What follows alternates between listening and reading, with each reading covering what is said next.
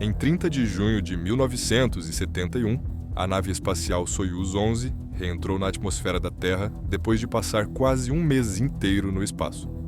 A bordo viajavam 3 homens que, durante as últimas semanas, haviam aparecido nas telas de televisão de toda a União Soviética e também ao redor do mundo, de maneira praticamente constante. Naquele momento, já eram considerados autênticos heróis, cosmonautas valentes que haviam assumido uma missão arriscada e exigente, e que ainda por cima haviam passado mais tempo no espaço do que qualquer ser humano antes deles. O povo soviético estava ansioso para recebê-los de volta à Terra, orgulhoso de sua façanha e preparado para celebrar seu retorno. Mas quando a cápsula finalmente tocou o solo e a equipe de recuperação foi bater na escotilha para recebê-los, não obteve resposta. Ninguém respondeu. Foi nesse instante que ficou claro que algo havia dado muito errado. A corrida espacial é o nome utilizado para descrever a competição feroz entre os Estados Unidos e a União Soviética, em meados do século XX, para determinar qual nação conquistaria o espaço primeiro. Essa rivalidade tecnológica e ideológica tão intensa costuma ser interpretada como uma espécie de substituto simbólico do combate armado entre as duas potências, que estavam politicamente em lados opostos durante a Guerra Fria, mas não queriam entrar em uma confrontação militar direta. Desde o momento em que a União Soviética lançou seu primeiro satélite, o Sputnik, ao espaço em 1957, ficou claro que a batalha pela supremacia tecnológica se desenvolveria em uma nova fronteira, o espaço exterior, muito acima da superfície terrestre. Esse ambiente de competição constante impulsionou avanços científicos, técnicos e industriais em um ritmo extraordinário e transformou em figuras admiradas tanto os astronautas norte-americanos quanto os cosmonautas soviéticos. Mas vale a pena destacar que, nesse contexto vertiginoso de progresso urgente, ser astronauta ou cosmonauta implicava enfrentar riscos extremos. Essas missões eram desafiadoras, perigosas e, em muitas ocasiões, mortais. Os soviéticos tomaram a dianteira nos primeiros anos dessa corrida. Depois de lançar com sucesso o Sputnik, também foram os primeiros a enviar um ser humano ao espaço. Yuri Gagarin, que realizou sua histórica missão Vostok 1 em 1961. A partir daí, ambas as superpotências se lançaram em uma competição frenética para obter vantagem. Durante essa década, os dois lados sofreram tragédias fatais. Em 1967, os 3 integrantes da missão norte-americana Apollo morreram em um incêndio na cápsula durante testes em solo. No mesmo ano, o cosmonauta soviético Vladimir Komarov faleceu quando a nave Soyuz 1 se chocou contra o solo após a reentrada, devido a uma falha no paraquedas. Apesar disso, tanto os Estados Unidos quanto a União Soviética continuaram impulsionando seus programas espaciais a um ritmo aceleradíssimo, convencidos de que a vitória nessa competição histórica valia qualquer risco. Em 1968, a missão Apollo 7 realizou com sucesso uma série de testes fundamentais para o programa lunar norte-americano. E no ano seguinte chegou um dos maiores feitos da humanidade. Com o Apollo 11, os Estados Unidos se tornaram o primeiro país a levar seres humanos à superfície da Lua, concretizando um objetivo que havia capturado a imaginação do mundo inteiro. A resposta da União Soviética aos feitos norte-americanos veio em 1971, quando lançaram a primeira estação espacial da história, a Salyut 1. Foi um passo enorme na ideia de habitar o espaço por períodos prolongados e desenvolver pesquisas científicas em órbita. O programa Salyut começou de maneira promissora. De fato, a última peça dessa série ainda hoje está em órbita como parte essencial da Estação Espacial Internacional, o que mostra sua importância histórica. Mas como acontece com qualquer projeto espacial, especialmente um pioneiro, as complicações não demoraram a aparecer. Assim que o lançamento da Salyut 1 foi completado, enquanto o pessoal em Terra ainda comemorava o sucesso, foi detectado o primeiro problema. Uma tampa protetora no telescópio principal da estação não se desprendeu como deveria. Isso reduziu consideravelmente a quantidade de observações astronômicas que podiam ser realizadas. De repente, foi preciso improvisar e redefinir os objetivos científicos. Poucos dias depois, os soviéticos lançaram a missão Soyuz 10, composta por 3 cosmonautas que deveriam acoplar a cápsula a Salyut 1 e permanecer ali durante um mês, esse plano fracassou quando a nave não conseguiu completar o acoplamento de maneira correta. Depois de várias tentativas, a missão foi abortada e a equipe voltou à Terra sem ter entrado na estação. Enquanto isso, já estavam sendo preparados os planos para a missão seguinte, a Soyuz 11. Em princípio, a tripulação designada seria a que havia ficado como suplente para a Soyuz 10. No entanto, 4 dias antes do lançamento, um desses cosmonautas, Valery Kubasov, começou a se sentir mal. Um exame revelou uma inflamação em seu pulmão direito. Os médicos suspeitaram que pudesse ser tuberculose, e segundo as normas do Ministério da Saúde, isso significava que toda a tripulação ficava automaticamente desqualificada para o voo. Mais tarde, descobriu-se que não era tuberculose, mas sim uma reação alérgica. Porém, naquele momento, a decisão já havia sido tomada. Essa confusão médica completamente inesperada acabou salvando a vida daqueles 3 homens sem que eles soubessem, e condenou seus substitutos. Os cosmonautas designados de emergência para a Soyuz 11 foram Georgy Dobrovolsky, Vladislav Volkov e Viktor Patsayev. Eles decolaram em 6 de junho de 1971, a partir de um cosmódromo localizado no Cazaquistão. A nave, como todas as Soyuz daquela época, era extremamente compacta. O espaço era tão reduzido que os cosmonautas não podiam usar trajes pressurizados dentro da cápsula. Simplesmente não cabiam. Um detalhe que, infelizmente, se mostraria fatal. No dia 7 de junho, conseguiram acoplar a Soyuz à estação Salyut 1. Tornaram-se, assim, os primeiros seres humanos na história a entrar em uma estação espacial. A partir daquele momento, viveriam e trabalhariam ali durante 22 dias consecutivos, um recorde para a época. Durante essas 3 semanas, realizaram uma ampla variedade de experimentos científicos. Usaram telescópios de raios gama para registrar dados nunca antes obtidos.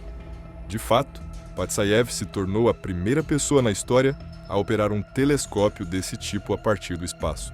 A equipe também realizou estudos meteorológicos sobre a Terra a partir da órbita. Cultivou plantas, entre elas repolho chinês e cebola. Experimentou com girinos, algas e moscas e se submeteu a testes cardiovasculares para analisar os efeitos da microgravidade no corpo humano. Muitos desses estudos eram completamente pioneiros. Além disso, essa missão teve um aspecto inovador para a época. O público em geral foi informado sobre o andamento das atividades por meio de transmissões televisivas diretamente da estação.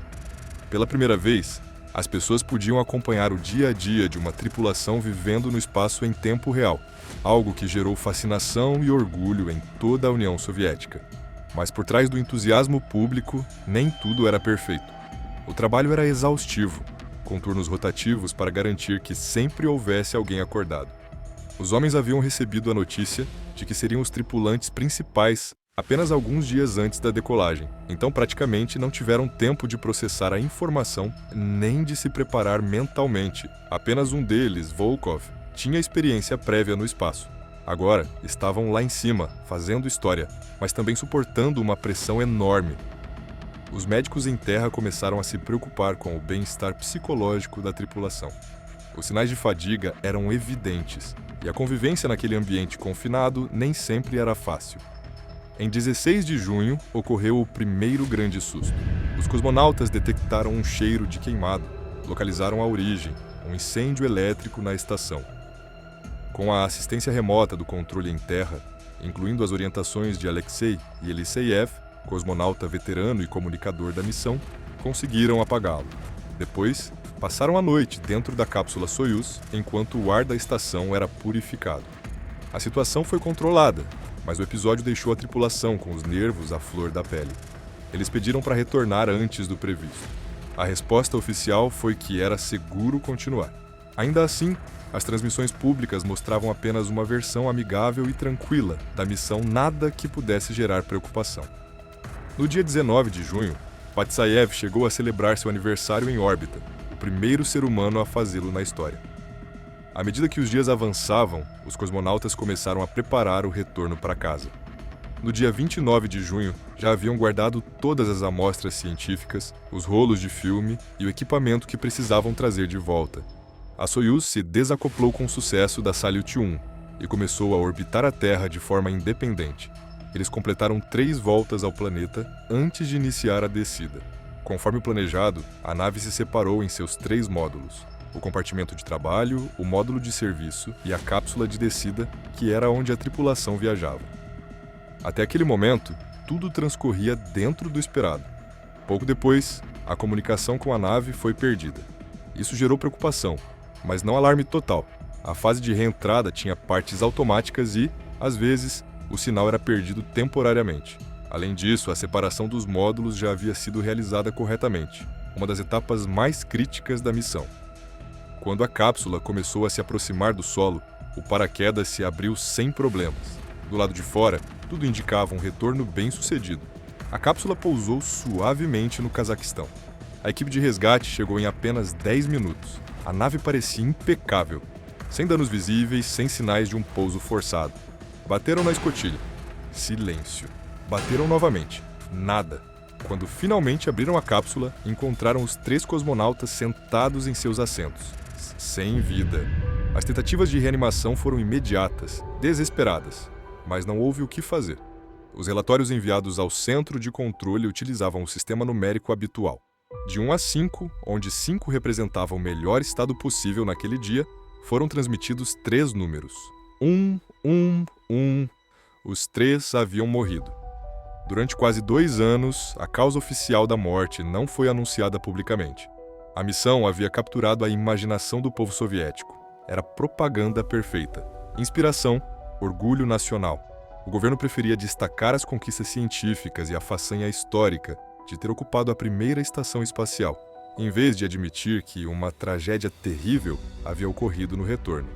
Enquanto isso, nos Estados Unidos começaram a surgir dúvidas sérias. Alguns especialistas levantaram a hipótese de que o corpo humano simplesmente não estava preparado para passar tanto tempo no espaço. Seria essa a causa? Haveria um limite biológico intransponível?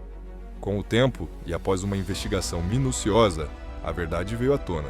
Durante a separação dos módulos, uma pequena válvula de ventilação se abriu acidentalmente. Essa válvula, localizada entre a cabine e o exterior, deveria permanecer hermeticamente fechada até que a pressão fosse estabilizada nas etapas posteriores da reentrada. Mas devido a uma falha no mecanismo, ela se abriu antes da hora. O resultado foi devastador. O ar começou a escapar rapidamente para o vácuo do espaço. Os cosmonautas não usavam trajes pressurizados, pois o interior da nave era pequeno demais para comportá-los. Em questão de segundos, a pressão caiu a níveis incompatíveis com a vida.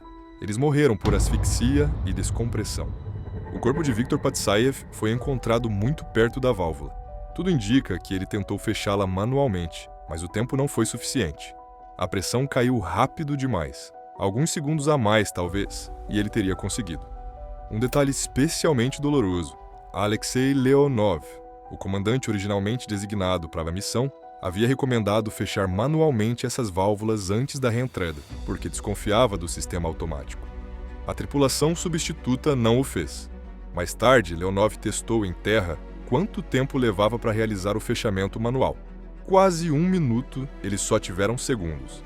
A notícia provocou uma comoção enorme na União Soviética. Os 3 cosmonautas foram reconhecidos como heróis nacionais, receberam póstumamente a medalha de heróis da União Soviética. Seus corpos foram velados em Moscou e receberam funerais de Estado. Leonid Brezhnev, líder soviético da época, foi visto com lágrimas ao passar diante dos caixões, algo muito incomum na cultura política soviética. 1 mês depois, os astronautas da missão Apollo 15 colocaram uma placa comemorativa na Lua em homenagem a eles. Em 1973, foi erguido um monumento no local de pouso da cápsula, e em 2016, um novo memorial foi instalado. Além disso, crateras lunares receberam os nomes dos 3 cosmonautas. Mas o legado mais importante talvez tenha sido técnico e humano. A tragédia revelou falhas cruciais e levou a mudanças imediatas no design da Soyuz. Foram instaladas válvulas mais robustas e seguras. Foram incorporados sistemas de fechamento de emergência mais rápidos. E, o mais importante, desde então, todos os tripulantes devem usar trajes pressurizados durante a decolagem e o pouso. Desde a Soyuz 11, Cada missão espacial tripulada é mais segura graças ao que foi aprendido naqueles dias sombrios. E até hoje, aqueles 3 homens continuam sendo as únicas pessoas que perderam a vida no espaço durante o retorno à Terra.